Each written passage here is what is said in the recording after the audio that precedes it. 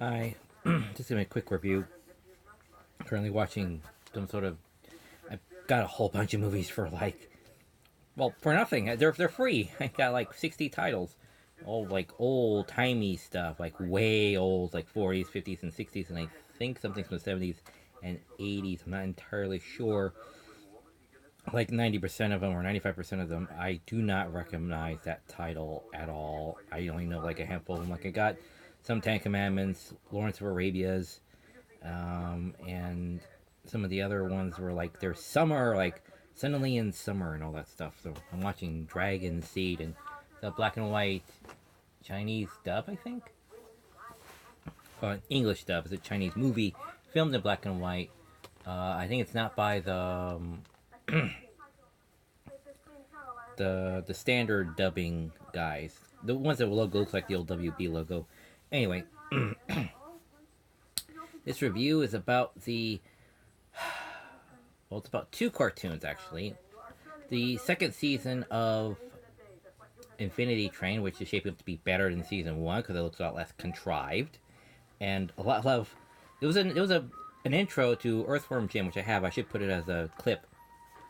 I have this because there's apparently a lot of things right now where Earthworm Jim and his little dog, I forget what's the name of his dog, but they're both strapped to this little mountain little thing, like a mound, and they're strapped to it, and the standard evil space um, doctor, professor guy is going to blast them with his destructo ray, and Earthworm Jim, all he does is he picks up the giant mountain thing that he's bolted to, lifts it up, accidentally falls backwards onto the evil scientist, and turns to his dog friend and says, and would you believe I meant to do that? And the dog turns to him and says, not a chance, big fella. He goes, come on, I got some pliers in the garage. So he picks it up and he hauls the mountain with them attached to it back to his home. And that's what a lot of like cartoon series are. It's like, could you make it? Would you believe that we just, that we didn't think of this in the last 5 minutes and act totally like we planned it all along. It's like our end game was planned from like the beginning, from far back, and it's like no, it wasn't. That is not how this works. You cannot get from A to B to C and expect us that C was not thought of any sooner than the last 5 minutes, or any later than in the last 5 minutes, because no, it doesn't compute. Anyway, point is, the dynamic in Infinity Train is also therefore better than the dynamic in Jungle Book 2. Because after like the 20-minute mark ish, Naranti's, if I remember correctly her name, Naranti's gender is basically meaningless. She might as well be the kid's name, Tom and I forget what the little kid's name is, but it might as well just be another guy there. There's no romance or chemistry. They're just friends. It's like friends for friends' sake. So it's like, yes, but she's a girl. She's not the same dynamic as the kid or any of the other kids from the village. She is the girl he, has feelings for. They make reference to the attraction in the opening, but then just say, and then leave it off there. It's like, that's it? So that's why it's lacking a lot. Because apparently young kids have an attraction. Evil! It's like, no, it's not evil. It's natural. It happens a lot. You don't have to have it overly dramatized or overly anything. It just has to exist. Because its absence just makes the movie feel kind of not rings a bit hollow in their dynamic. I kept wondering, well, Mowgli, what's to draw to come back? Well, he gives Baloo a look and he says, well, clearly, she means a lot to me. And that's it. It's like, you can't just say that. You have to, like, give us this look of, like, blushing, something. Give us something here that indicates that she is his love interest. But anyway, that aside, that's not the second cartoon. The second cartoon I wanted to get to, in contrast to Infinity Train, is Captain Planet Season 2, the end of Season 2-ish, near the end, where they start, like, throwing shit out there and said, well, why not? When they introduced Mars, I think it was Mars's, the god Mars' second appearance, I believe, maybe his third, I'm not entirely sure. But the thing is that this was a social episode where two neighbors, a black guy and an Asian guy, are both arguing at each other and saying that it's the Asian gangs that made this place go to hell, and the Asian guy says no, it's the black gang that makes this place go to hell. It's like no, it's just the gangs that make this place go to hell. Doesn't matter what race there are. It's just a social problem, not a racial social problem. See, they're adding needless, well, uh, profiling to it or whatever. They're making this racist than it doesn't need to be, because apparently they don't.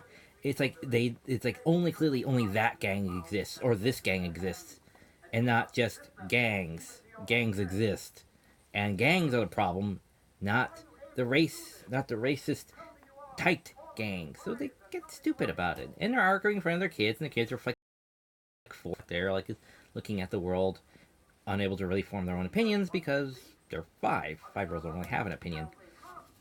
So, in the middle of all this, Mars comes down and says, "Okay, I'm gonna show you guys something." I remember it's like 20 years ago, so please bear with me if I don't like, quote this, verbatim. But this is generally what happens. Mars takes the parents, puts them aside in like limbo or whatever, and puts up this big screen and says, "Okay, here are your children," and they show the children in their little limbo place. It's bleak. There's nothing there, and he says, "Okay, children, this is your world. Whatever you can imagine will become. Good luck. Bye." And so they did. They started imagining little pets and rocks and rivers, and one river runs through their little brook. It's like, I'll stay on my side, you stay on your side. So there's little hints of how they're like slowly dividing themselves, because they never were ever taught to get along. They're always taught to just not interact. So that's what they're doing right now. They're just not interacting and staying to their own corner. So we see as the divide's getting bigger and bigger, as the rift is getting bigger and bigger in front of them. But the damn thing is that their little universe is only so big, and they keep bumping into each other from time to time.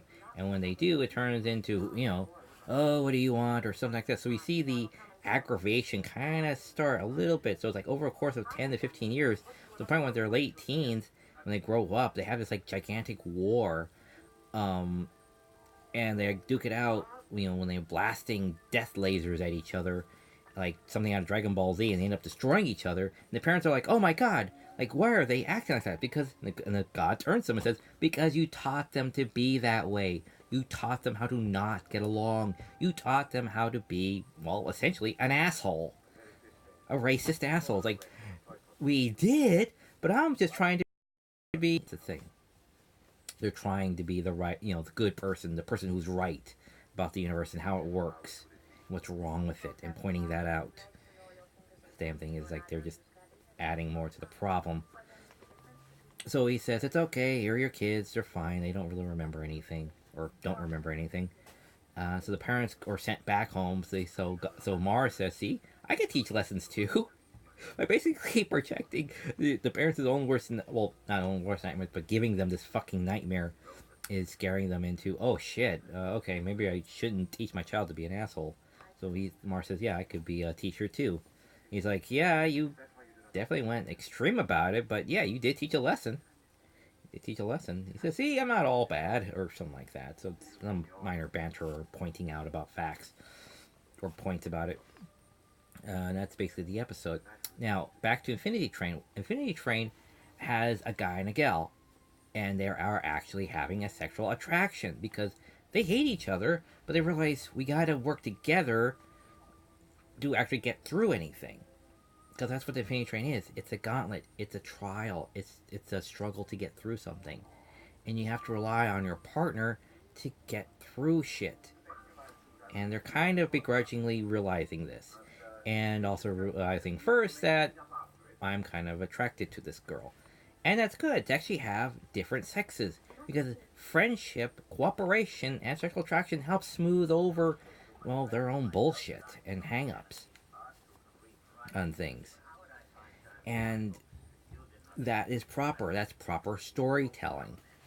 You know, if they just kept them as same sex or no interaction of their age that is, of course, happening at that time, it doesn't make sense. Like in Jungle Book, it feels hollow.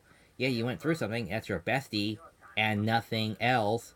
It doesn't ring true because there would be something as awkward and not fully understanding of it yourself. You still have that emotion, that pull towards him, that dopey look on his face would have that a lot more. The dopey look he had at the end of the first movie, that would be prominent quite a lot through the first half of the film, or or at least would make a casual appearance. But he never has that dopey look on his face, like he's just so spellbound by her from certain moment to moment. You know, every so now and again, but it's not there or anything because apparently sexual attraction is evil, and so having Infinity Train have moments where they feel kind of awkward, you know, kind of blushing a little bit, kind of more like, yes, okay, let's move on, let's move on. It's natural. It's a more of a fulfilling story. It's more of a realistic story, more of a believable story. Anyway, so I wanted to point that out. Um, oh, right, sorry, I missed that. Okay, in a Captain Planet episode, the thing is that the teenagers didn't have sexual attraction, even though they were alone together. It was strange. I found that they just didn't like gravitate towards each other, you know, or sexually at all. It's like it just wasn't there. They just grew further and further and further apart. It's like, no, no, no. Them growing up and develop and uh, um, discovering the other sex as something attractive would play a factor in that. Like they would at least try to go on dates or something like that, or try to be a, couple, and then have it fail would be one thing. But then just to ignore it altogether and say it never happened just rings hollow. But anyway, those are my thoughts, and that's what I wanted to express.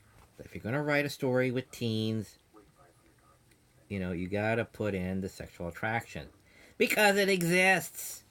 And if you're trying to do a real story with real heart and emotions, you have to add that. It is a factor. There's a difference between good writing and bad writing.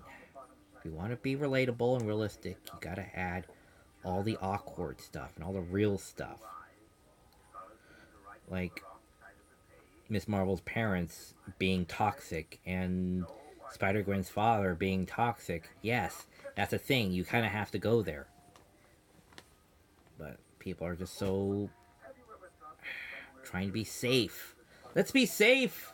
We need to be safe all the time. It's like, no, that's not how the world works. You have supervillains almost destroying the planet on a daily, if not weekly basis, but apparently having a terrible dynamic and toxic dynamic with your parents is apparently an improbability. It just does not exist.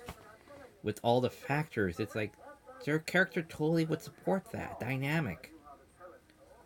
But whatever, I'm not in charge. But anyway, so take care, and I hope this helps you out there. And my light broke. I need to find my spare bulbs. So take care, and remember, see you at the movies.